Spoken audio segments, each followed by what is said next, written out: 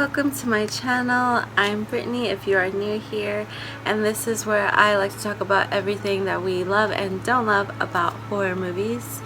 And I know that it has been a while since I last uploaded, so thank you for sticking with me, and also I hope that you missed me just as much as I missed you. Also, my little one is nearby, so if you hear him talking like that, he's doing his own thing. And I just wanted to talk about more remakes that I personally do enjoy. First one is The Thing 1982, directed by John Carpenter, starring Kurt Russell. This film was an adaptation of the novella Who Goes There by John W. Campbell, which I never knew up until recently, mainly because of Twitter. Then later on in 2011, a direct prequel was released. These two films share the same name, but it is not to be mistaken as a remake. I believe I've mentioned this before on my channel, but if I haven't, I just want to remind you that I do think that the Thing 1982 version is so perfect. It has everything you could possibly love. I've always been blown away with the effects. And while this is one of my favorites, as well as many other people's, I recently learned that The Thing actually wasn't a big hit in the box office when it first premiered.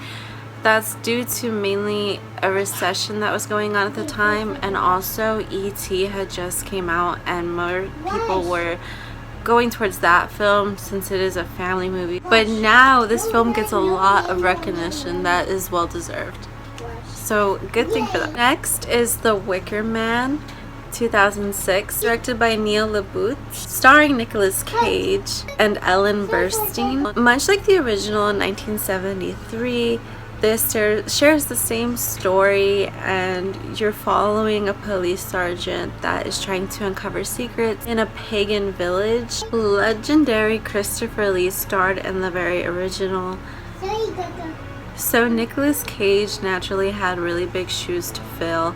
I actually enjoy both a lot. I would say the first one is very strange. It has a very old school style.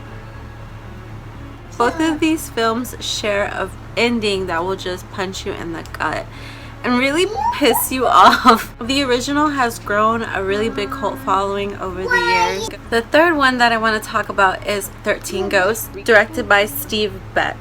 I want to mention that I never even knew this was a remake. Steve Beck also directed Ghost Ship, and so he has this really cool style that's really underrated. The original was directed by the legendary William Castle. Both films share pretty much the same story, but with a lot of big differences. Not to be harsh on the original, but you know, the ghosts are a lot more detailed in this remake. They're a lot scarier and darker.